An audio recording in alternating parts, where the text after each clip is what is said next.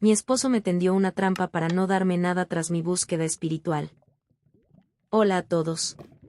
Honestamente, no sé ni por qué estoy publicando esto aquí, pero necesito desahogarme porque mi vida se ha convertido en una pesadilla, y lo peor de todo, es que quienes deberían apoyarme, mi familia, mis amigos de toda la vida y hasta mis propios padres, me están tratando como si fuera un monstruo. Me han hecho ghosting, me han bloqueado de todas partes y me miran como si yo fuera la villana de una película de terror. Pero, ¿acaso ya no se puede buscar la felicidad en este mundo tan hipócrita? ¿Es que una mujer no tiene derecho a ser vista, a ser escuchada, a ser amada de verdad? Para que entiendan mi dolor, tengo que hablarles de David. Estuve casada con él por 6 años. 6 años que, al principio, parecían un cuento de hadas, pero que terminaron siendo una jaula de oro. David es el típico hombre proveedor. Sí, tiene un excelente puesto en una firma de ciberseguridad, gana muchísimo dinero, nunca me faltó un bolso de marca. Viajábamos a Europa o a resorts de lujo 2 veces al año y me dio una casa preciosa en la mejor zona de la ciudad. Pero, ¿de qué sirve el mármol y la seda si el corazón está seco? David siempre estaba cansado. Trabajaba 10 u 12 horas al día frente a sus pantallas. Llegaba a casa, me daba un beso aburrido, de esos que apenas rozan la mejilla, y se sentaba a ver sus series de ciencia ficción o a jugar videojuegos. Yo me sentaba a su lado, me arreglaba, me ponía vestidos lindos, y él ni siquiera se daba cuenta de que me había cortado el cabello o que me sentía sola. Me sentía como un mueble más, como una lámpara cara que él encendía y apagaba a su conveniencia. Eso, para mí, es la verdadera traición, la negligencia emocional. Fue en ese vacío donde apareció Julián. Lo conocí en el gimnasio, en una clase de boxeo a la que me inscribí para soltar toda la frustración que sentía en casa. Julián es, bueno, él es la antítesis de David. Es instructor, pero también es artista, pinta murales, vive el momento, no está atado a un horario de oficina ni a KPIs. Él no tiene una cuenta bancaria llena, pero tiene el alma rebosante.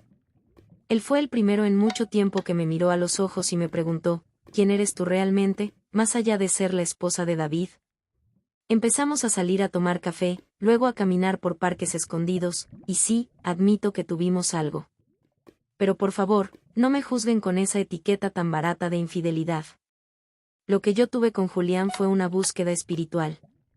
Yo necesitaba encontrarme a mí misma, necesitaba sentir que mi cuerpo todavía pertenecía a alguien que lo apreciara. David me había empujado a los brazos de otro hombre con su silencio y su aburrimiento. Si él hubiera sido el esposo que prometió ser, Julián nunca habría existido. Cuando decidí que ya no podía seguir fingiendo, que quería el divorcio para empezar una vida auténtica con Julián, me topé con la realidad. Hablé con mis mejores amigas, las que ahora me bloquean, y les conté mis planes. Ellas me recordaron el maldito acuerdo prenupcial que David me hizo firmar antes de la boda. En ese momento, yo estaba tan enamorada, o cegada, que acepté. El acuerdo decía que, en caso de infidelidad probada por mi parte, yo saldría del matrimonio solo con lo que traje, que no era mucho, y sin derecho a pensión ni a la casa. Me sentí manipulada. Aunque lo firmé voluntariamente, ahora entiendo que fue una táctica de control de David desde el día 1. Él quería asegurarse de que yo fuera su propiedad. Así que ideé un plan. No lo hice por maldad, entiendan, lo hice por supervivencia. Yo le di a David mis mejores años, mi juventud, mi energía. Él tiene millones, ¿por qué no iba a compartirlos conmigo? Julián y yo teníamos el sueño de abrir una galería de arte contemporáneo y necesitábamos ese capital. Era un bien mayor. El plan era sencillo, yo tenía que ser la víctima. Compré un perfume de mujer muy barato y escandaloso, de esos que huelen a flores sintéticas, y lo rocié en el asiento del copiloto de su auto un martes por la tarde. Luego, compré un arete de fantasía en una tienda de saldos y lo deslicé debajo del asiento del pasajero. Empecé a dejar pistas, le preguntaba por qué llegaba 10 minutos tarde, ponía cara de sospecha cuando recibía un mensaje del trabajo. Quería crear una narrativa. La noche del enfrentamiento fue digna de un Oscar. Esperé a que llegara, y antes de que pudiera dejar su maletín, le lancé el arete a la cara. Le grité que sabía todo, que era un cínico, un adúltero de la peor calaña. David se quedó de piedra. Sus ojos estaban muy abiertos, no decía nada, solo parpadeaba con esa cara de confusión que tanto me irritaba. ¿De quién es esto, David? ¿A quién metiste en mi casa? Huelo su perfume en tu ropa, le gritaba yo, mientras fingía un ataque de llanto histérico. Llamé a su madre en ese mismo instante. Tu hijo me está engañando, me ha roto el corazón, le dije entre sollozos mientras ella trataba de calmarme. Me sentí tan poderosa. Por primera vez en años, yo tenía el control de la situación. Él intentaba acercarse para hablar, pero yo retrocedía como si él fuera un monstruo. Incluso llamé a la policía. Les dije que me sentía insegura porque mi esposo estaba teniendo un comportamiento errático tras ser descubierto. Cuando llegaron los oficiales, David estaba sentado en el sofá, con la cabeza entre las manos, llorando en silencio. Los policías lo miraron con lástima, pero yo me aseguré de que me vieran a mí temblando. Esa misma noche, él agarró una maleta pequeña y se fue a un hotel sin decir una palabra. Yo celebré con una copa de vino. Había ganado. Al día siguiente, Julián se mudó conmigo a la casa. Estábamos felices, saltando en la cama, planeando qué paredes tiraríamos para nuestra galería. La felicidad duró exactamente 6 días. Al séptimo día, un mensajero tocó a la puerta con una notificación del juzgado y una orden de desalojo preventivo. No entendía nada. ¿Cómo podía David sacarme de mi casa si él era el culpable? Fui a la audiencia inicial pensando que lo destruiría. Pero entonces, el abogado de David sacó una tableta y proyectó una serie de videos. Resulta que mi aburrido esposo de ciberseguridad había convertido la casa en un búnker digital sin que yo me diera cuenta. Había cámaras ocultas diminutas en los detectores de humo, en las molduras de los cuadros, hasta en el garaje. Tuvimos que ver, frente al juez y los abogados, el video de mí rociando el perfume en el auto con una sonrisa maliciosa. Vimos el video de mí escondiendo el arete. Pero lo peor no fue eso. Lo más bajo que hizo David fue presentar las grabaciones de la sala donde Julián y yo nos burlábamos de él mientras él estaba en la oficina. Había un audio nítido de mi conversación con mi mejor amiga donde yo le explicaba, punto por punto, cómo iba a arruinar a David para quitarle la casa y la pensión.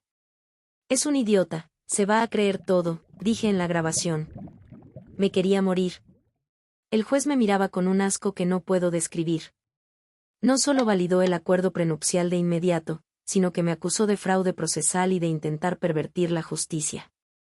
Me dieron 48 horas para salir con mis maletas. ¿Y saben qué fue lo más doloroso?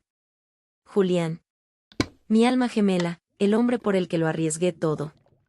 En cuanto salimos del juzgado y se dio cuenta de que no habría mansión, ni cuenta bancaria, ni galería de arte, su actitud cambió. Me dijo, oye, esto se puso muy intenso, necesito espacio para procesar que me usaste en tu plan. A los 2 días lo vi en Instagram entrenando a una chica nueva del gimnasio, tomados de la mano.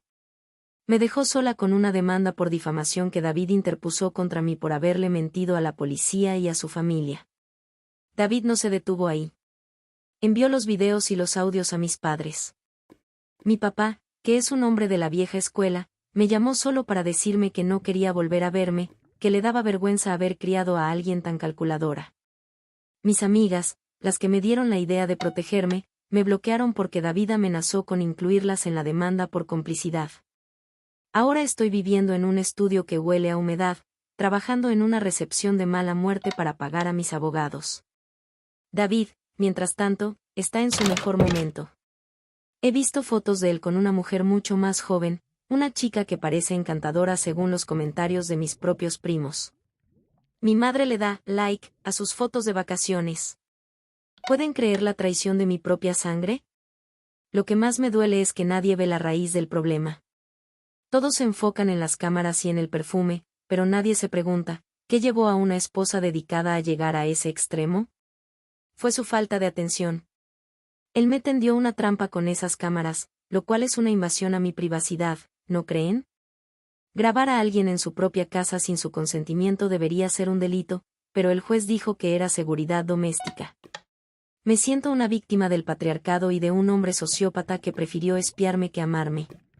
Si él me hubiera dado un abrazo cuando llegaba de trabajar, Si hubiera jugado menos videojuegos y me hubiera sacado a bailar, nada de esto habría pasado. La culpa es de él por empujarme al límite.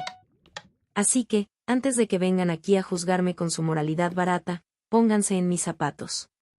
Perdí mi hogar, mi estatus y mi familia por intentar ser feliz. ¿Soy realmente la mala por querer lo que merezco después de años de soledad? Los leo, pero por favor, solo comentarios con empatía. Ya he sufrido suficiente.